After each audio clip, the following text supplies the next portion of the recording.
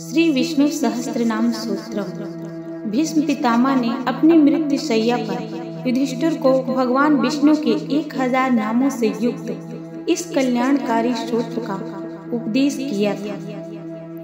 विष्णु सहस्त्रनाम स्तोत्र का पाठ बहुत लाभप्रद एवं कल्याणकारी है एवं सभी इच्छाओं को पूरी करने में समर्थ है। यदि आपकी कोई विशेष इच्छा है जो आसानी से पूर्ण नहीं हो पा रही है तो भी एक मार्ग है। गुरुवार के दिन से विष्णु सहस्त्र नाम के पाठ का अनुष्ठान आरंभ करें। विशेष इच्छा पूर्ति के लिए स्नान के बाद पीले वस्त्र धारण करें। पूजा स्थान पर जल से भरा हुआ कलश रखें। जल कलश के बिना ये पाठ अधूरा माना जाता है। कलश पर आम के पत्ते और नारियल रखकर पाठ की शुरुआत करें। विष्णु सहस्त्र नाम के 51 पाठ लगातार 21 दिनों तक करें और पाठ समाप्त होने पर भगवान विष्णु को लगाया पीला भोग स्वयं ग्रहण करें।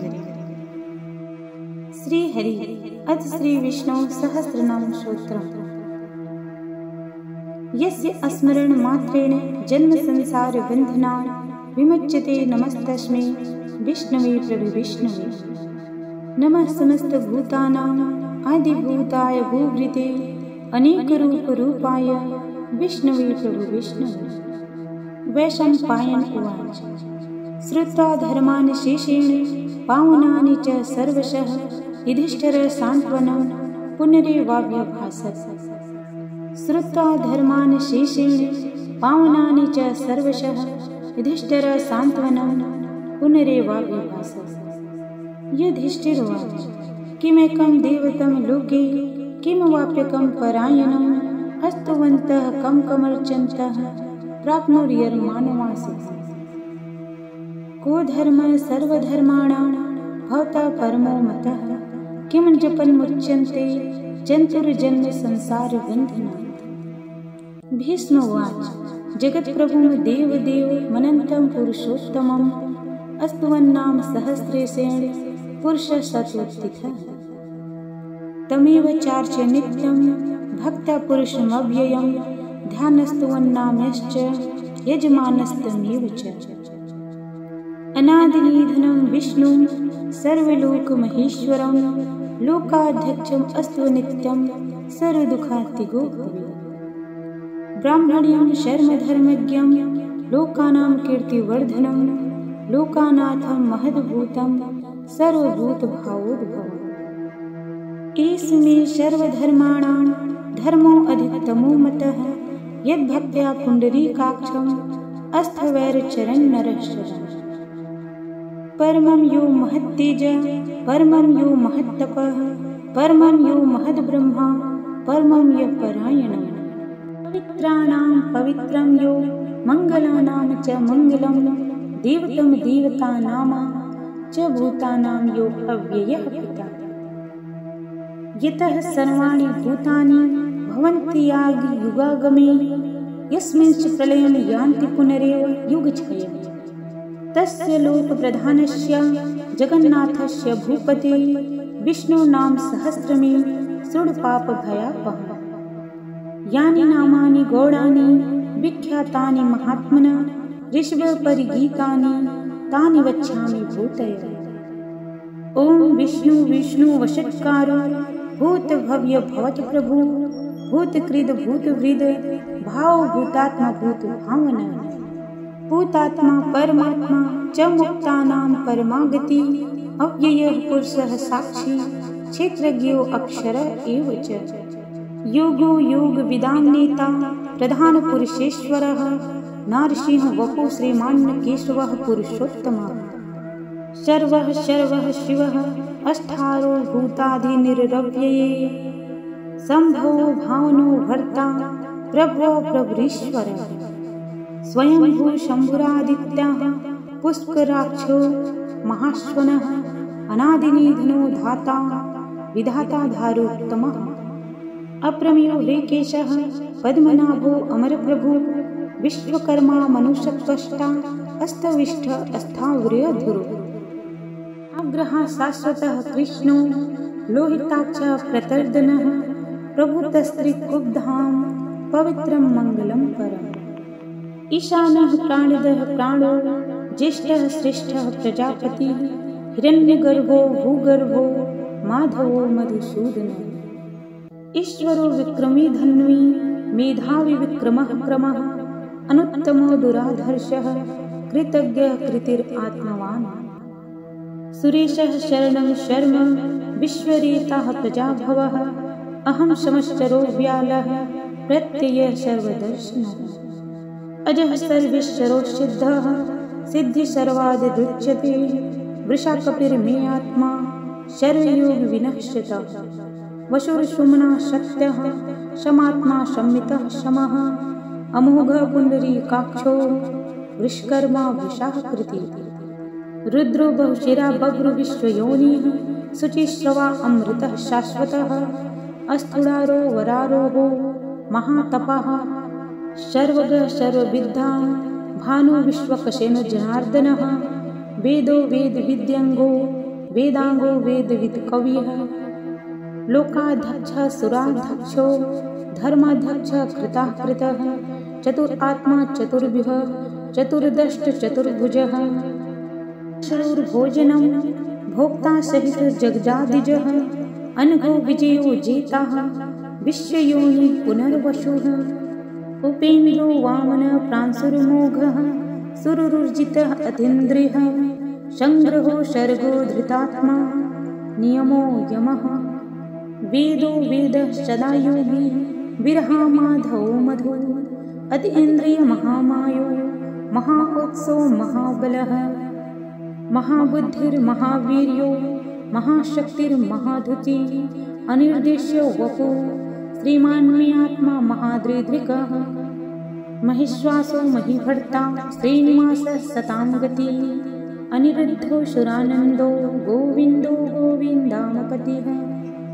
मरीचिर्दमनो हंसः शूपर्णो भुजगोत्तमः हिरण्यनाभः सुतपाः पद्मनाभः प्रजापतिः अमृतः सदृक्सिंहः सन्धाता सन्धिमा स्थिरः अजोधर्मशः शास्ताः विश्वस्तात्मा सुरारिः। गुरुर्गुरुर्तमो धामः सत्यसत्यपराक्रमः निमिषो अनिमिषः शृङ्गी वाचस्पतिर्धारदी अग्रणिर्ग्रामीणः श्रीमान्ययो नेता समीरणः सहस्रमूर्धा विश्वात्मा सहस्राक्षर सहस्रपाः आवर्तनो निवृत्तात्मा संवृतः संवर्धनः अहं समर्थको बृहन्प्रणिलो धरणीधरः सुप्रसादः प्रसन्नात्मा विश्वदिग्विषो भुग्भिः शतकर्ता शतकृतः साधुर्यो नारायणो नरः असंख्येयो प्रमेय आत्मा विशिष्टः सृष्टकृच्छ्ची सिद्धार्थ सिद्धसंकल्पः सिद्धदसिद्धिसाधनः वृषाहि विश्वो विष्णुर्विषुप्रवाह विशोदरः वर्धनो वर्धमानश्च विभक्तश्रुतिसागरः सुभुजो दुर्धरो वाग्मी महेन्द्रो वसुधो वसुः नैकरूपो बृहद्रूपः सिपिविष्ठः प्रकाशनः ओजस्तेजो धृतिधरः प्रकश आत्मा प्रतापनः रिद्धः स्पष्टाक्षरो मन्तर्श्चन्द्रासुभास्करः धृति अमृताशुद्भवो भानु चतुर्विन्दो सुरेश्वरः औषधं जगतः सेतुः सत्यधर्मपराक्रमः भूतभव्यभवन्नाथः पवनः पवनो अनलः कामः कामकृतकान्तः कामः कामप्रदः प्रभु युगादिधुगावर्तो नैकमायो महासनः अदृश्यो अव्यक्तरूपश्च सहस्रजिदनन्ततिजितः इष्टो अविष्टः शिष्टेष्टः शिखण्डी नहुषो वृषः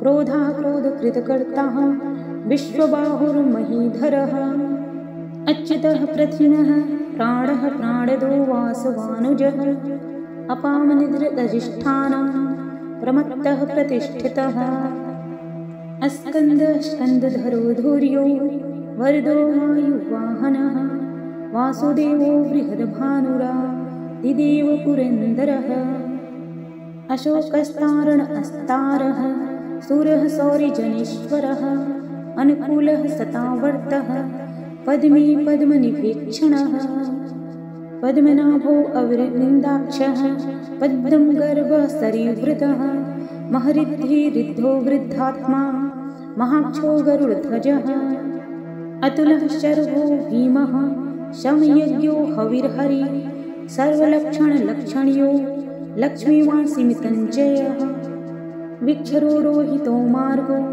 हेतुर्दामोदरहशः महीधरो महाभागो वेगवान्मिताशनः उद्भवो क्षोभणो देवः श्रीगर्वः परमेश्वरो करणं कारणं कर्ता विकर्ता गहनो गुहा व्यविषायो व्यवस्थानः संस्थानस्थानदो ध्रुवः परिरुद्धः परम् अस्पष्टतुष्टः पुष्टः सुभेक्षणः रामो विरामो विरजामार्गो नयो अनियो नयः वीरः शक्तिमतां श्रेष्ठो धर्मो धर्मविदुत्तमः वैकुण्ठः पुरुषः प्राणः प्राणः प्रणवः पृथुः हिरण्यगर्भः शत्रुघ्नो व्याप्तो वायुरुधोक्षजः ऋतुः सुदर्शनः कालः परमेष्ठी परिग्रहः उग्रः संवत्सरो दक्षो विश्रामो विश्वदक्षिणः विस्तार अस्थावर अस्थाणु प्रमाणं बीजमव्ययम् अर्थो अनर्थो महाकोशो महाभोगो महाधनः अनिविर्म अस्थाविष्ठो अभोधर्मो युको महामखः नक्षत्रः नेमिर्नक्षत्री क्षमः क्षामः समिहनः यज्ञयुज्यो महायजश्च क्रतो सत्रं शतां गतिः सर्वदर्शी विमुक्तात्मा सर्वेज्ञो ज्ञानमुत्तमम् सुवृतः सुमुखः सूक्ष्मः सुघोषः सुखदः सुहृतः मनोहरो जितक्रोधो वीरबाहुर्विदारणः स्वाप्नः स्वयशो व्यापी नैकात्मा नैककरं कृतः वत्सरो वत्सलो वत्सी रत्नगर्भो धनेश्वरः धर्मगुब्ध धर्मक्रुद्ध धर्मी शतसप्तक्षरं क्षरम् अविख्याता सहस्रांशो विधाता कृतलक्षणः गभस्तनेमि सत्त्वस्थः सिंहो भूतमहेश्वरः आदिदेवो महादेवो देवशो देववृदुन्दरः उत्तरो गोपतिर्गोप्ता ज्ञानगम्यः पुरातनः शरीरभूतभृद्भोक्ता कपीन्द्रो भूरिदक्षिणः सोमको अमृततपः सोमः पूर्जितपुरुषोत्तमः विनियोजय सत्यसन्धो दाशरः सत्त्वतां पतिः जियो विनेता साक्षी मुकुन्दो अमितविक्रमः अम्भो निधिरन् अनन्तात्मा महदोदधिशयन्तकः अजो महः स्वाभाव्यो जीतामृतः जीतः मित्रः प्रमोदनः आनन्दो नन्दनो नन्दः सत्यधर्मा त्रिविक्रमः महर्षिकपिलाचार्यः कृतज्ञो मेदिनीपतिः त्रिपदस्त्रीदशाध्यक्षो महाशृङ्गकृतान्तकृतः महावराहो गोविन्दः सुशीर्णः कनकाङ्गदी गुहो गभीरो गहनः गुप्तश्चक्रगदाधरः वेधास्वाङ्गो अजितः कृष्णो दृढसङ्कर्षणोच्युतः वरुणो वारुणो वृक्षः पुष्कराक्षो महामनः भगवान् महाहन्दी वनमाली हलायुधः आदित्यो ज्योतिरादित्यः सहिष्णुर्गतिशतमः सुधन्मा खण्डर सुरदारुडो द्रविडः प्रदः दिविस्पृक्ष सर्वदृग्यासो वाचस्पतिर्नियो निजः त्रिशामः सामगः शामः निर्वाणं भेषजम्भिषक् सन्न्यासकृच्छ्मः शान्तो निष्ठा शान्तिपरायणम् शुभाङ्ग शान्तिदः स्रष्टा कुमुदः कुलेशवः गोवितो गोपतिर्गोप्ता वृषभाक्षो वृषप्रियः अनिवर्ते निवृत्तात्मा संक्षिप्ता क्षेमकृच्छवी श्रीवत्सा वक्षा श्रीवासः श्रीपतिः श्रीमतां वरः श्रीधः श्रीशः श्रीनिवासः श्रीनिधि श्रीविभवानः श्रीधर श्रीकरः श्रेयः श्रीमालोकत्रया आश्रयः स्वच्छः संगसतानन्दो नन्दिर्ज्योतिर्गणेश्वरः विजितात्मा विद्यात्मा सत्कीर्तिश्चिन् संशयः उद्दीर्णः समर्थश्च छुरिणीश शाश्वत स्थिरः भूषयो भूषणो भूतिर्विशोकः शोकनाशनः अर्चिष्मान् अर्चितः कुम्भो विशुद्धात्मा विशोधनः अनिरुद्धो अतिप्रमितरथः प्रद्युम्नो अमितविक्रमः कालनेमिः विरहः शौरी सूर्यजनेश्वरः त्रिलोकात्मा त्रिलोकेशः केशवः केशिहा हरिः कामदेवः कामपालः कामीकान्तः कृतागमः अनिर्देश्य वपुर्विष्णु वीरो अनन्तधनञ्जयः ब्राह्मण्यो ब्रह्माकृद ब्रह्मा ब्रह्मविवर्धनः ब्रह्माविद् ब्राह्मणो ब्रह्मी ब्रह्मयज्ञो ब्राह्मणप्रियः महाक्रमो महाकर्मा महातेजा महोरगः महाक्रतुर्महायज्वा महायज्ञो महाहवी अस्तव्य अस्तप्रिया श्रोत्रम् अस्तुति सोततारणप्रिया पुण्यप्रियता पुण्यः पुण्यकीर्तिर्गणामयः मनोजवस्तीर्थकरो वशुरेता वशुप्रदो वसुदेवो वशुरशोमना हव्य शतगति शतकृतिः सत्ता शतभूति शतपरायणः सुरसेनो यदुश्रेष्ठः सन्निवासो यामुनः भूतवासो वसुदेवो सर्वासुनयोनलः दर्पः दर्पदो दृप्तो दुर्धरो अथा पराजितः विश्वमूर्ति महामूर्ति दीप्तमूर्ति मूर्तिमानः अनेकमूर्तिरव्यक्तः शतमूर्ति सतातनः एकोनेकः सवहकः किं यत्तत्पदमनुत्तमं लोकबन्धुर्लोकनाथयो माधवो भक्तवत्सलः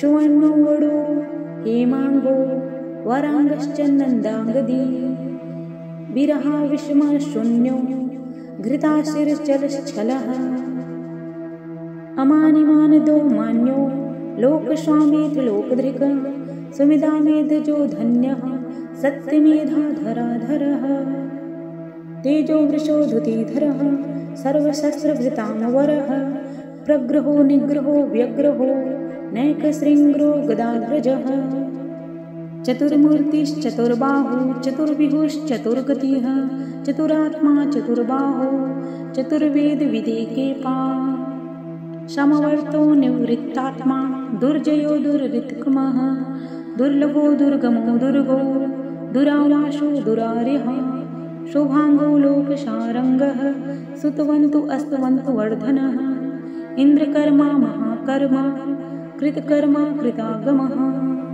उद्भवः सुन्दरः सुन्दो रत्ननाभः सुलोचनः अर्को वाजसनः शृङ्गी जयन्तः सर्वविजयी सुवर्णबिन्दुच्छोभ्यः सर्ववागीश्वरेश्वरः महाहृदो महागर्तो महाभूतो महानिधिः कुमुदः कुन्दरः कुन्दः पर्जन्यपाविनो अनिलः अमृताशो अमृतवपुः सर्वज्ञ सर्वतोमुखः सुलभः सुव्रतः सिद्धः शत्रुजितत्रापनः न्याग्रो ददा अम्बरो अस्वस्थश्चारुरान्द्रिनिषूदनः सुलभः सुव्रतः सिद्धः शत्रुजितत्रापनः न्याग्रो ददो अम्बरो अस्वस्थश्चारुरान्द्रिनिषूदनः सहस्रार्ची सप्तजिः सप्तदा सप्तवाहनः अमूर्तिरनघो अचिन्त्यो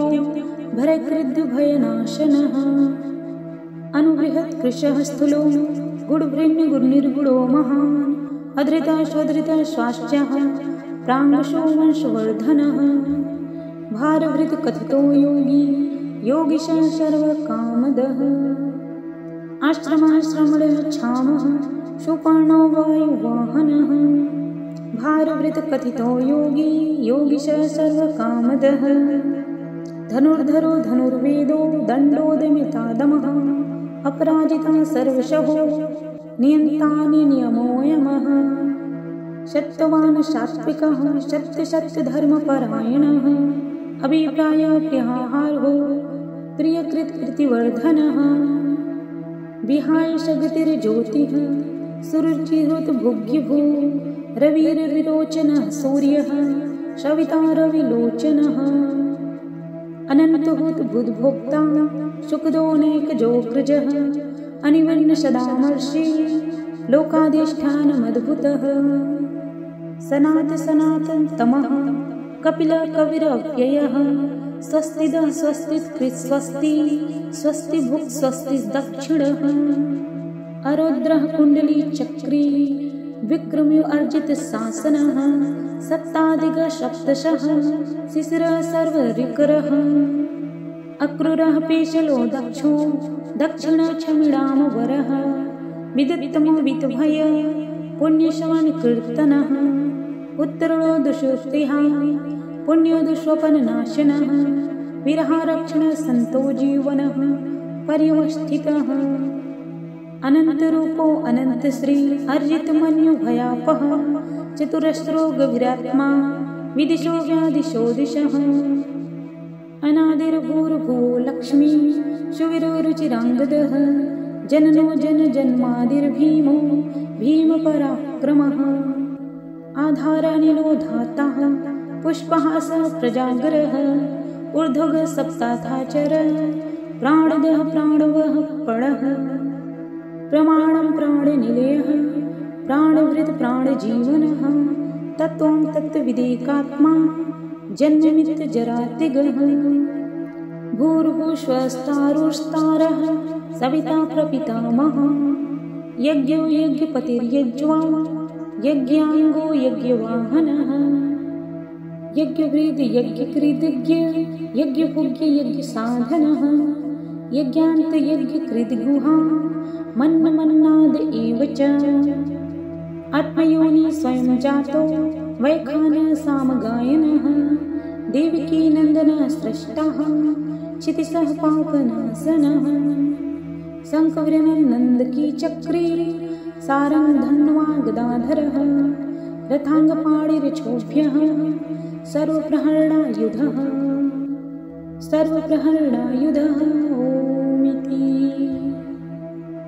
इतिदं कीर्तनस्य केशवस्य महात्मनः नाम्नां सहस्रं दिव्यानां शेषेण प्रकीर्तितम् ये इदमं शृणु नित्यं यश्चापि परिकीर्तयेत् न शुभं प्राप्नुयात् किञ्चितो अश्मुत्रेः च मानवः वेदान्तो ब्राह्मणः स क्षत्रियो विजयः भवेत् वैश्यो धनसमृद्धः स क्षुद्रसुखमाप्नुयात् धर्मार्थे प्राप्नुयात् धर्मार्थति चार्थमाप्नुयात् कामानवाप्नुयात् कामी प्रजार्थी प्राप्नुयात् प्रजा भक्तिमान्य सदसत्थाय शुचिदस्तमानसः सहस्रं वसुदेवस्य नाम्नामेत परिकीर्तयेत् एषा प्राप्तो विपुलं ज्ञातिप्राधान्यमेव च अचलां श्रियमाप्नोति श्रेया प्राप्नुयात्येनमुत्तमम् न भयं क्वचिदाप्नोति वीर्यं तेजश्च विदन्ति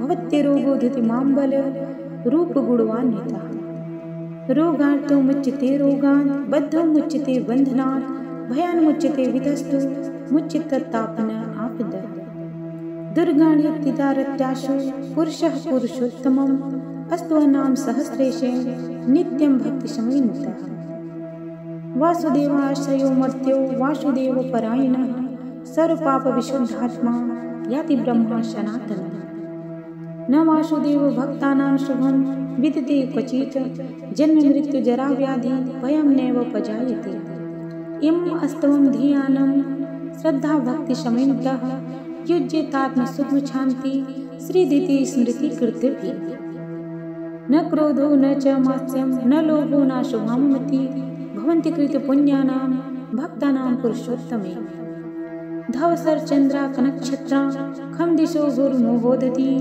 वसुदेवस्य वीर्यं धृतानि महात्मना ससुरासुर गंधर्वं सयछोर राक्षसं जगदेशे वर्ततेदं कृष्णस्य सचराचरम् इंद्रियाणि मनोबुद्धि सत्वं तेजो बलं धृति वासुदेवात्मा कान्याहु क्षेत्रं क्षेत्रज्ञ एव च सर्वगमानामाचरः प्रथम परिकल्पते आचार प्रभो धर्मस्य प्रभुरुच्यते श्रेयपितरो देवा महाभूतानि धातवः जगं जंगम चेदं जगन्नारायणो भवत् योगो ज्ञानं च सांख्यं विद्या शिल्पादि कर्म च वेदा शस्त्राणि विज्ञानमेत सर्वं जनार्दनात् एको विष्णु महद्भूतं पृथग्भूतान्यकशः त्रिलोकान्नाव्ययप्य भूतात्मा भुङ्गते विश्वभुग्गवे इमम् अस्त्वं भगतो विष्णुर्व्यासेन कीर्तितं पठेत् इच्छेत् पुरुषः